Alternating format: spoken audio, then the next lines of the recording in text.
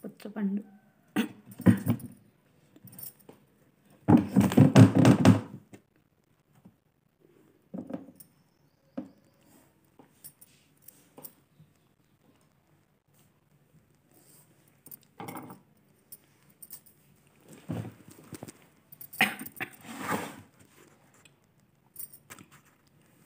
ఈ పండ్లు పుచ్చపండ్లు English water melons అని పేరు, తెలుగులో తర్బూజా పండ్లని, పెద్ద పుచ్చపండ్లని అందరు. సంస్కృతంన కృష్ణ బీజ ఉర్వారు అని అందరు. తర్బూజ్, తర్బూజా, కర్బూజా హಣ್ಣు, అరుబూజా పழం.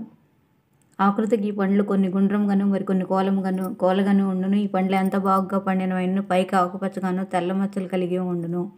లోపలి విత్తులు తరచు నల్లగా ఉండును. కొన్నిట్లో ఎర్రని విత్తనములు కూడా ఉండును. దీనిలోని గిదరు ఊదా రంగుతో లేదా ఎర్రని రంగుతో అయిపోయి ఉండును.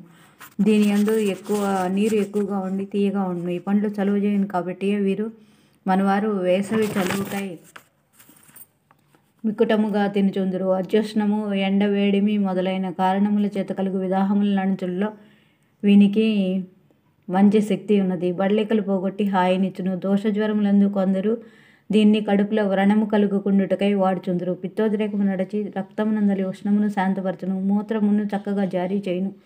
పలుచని రక్తముని అది పుట్టించును. శ్లేష్మమును కూడా కొంచెము పుట్టించు గుణము దీనికొన్నది. మేహ ప్రకృతులను శుష్కించిన శరీరము గలవారును పాలు అనుపానంతోనూ, పిత్త ప్రకృతులు చింతపండు పులుసు అనుపానంతోనూ దీన్ని సేవించటం మంచిది. మూత్రపు తిత్తిలోని మూత్రపురాళ్లను కరిగించును. దీన్ని వాతతత్వము గలవారు వాడరాదు. వాడినచో తెల్లదబ్బ, పొట్ట, వేడికి చెడుగు. ఈ పండ్లకు విరుగుళ్ళు తేనె కానీ పంచదార కానీ అందురు. పుచ్చపండ్లు 2 రకములున్నవి. తీయ పుచ్చ ఇది ఇందు వర్ణించబడినది.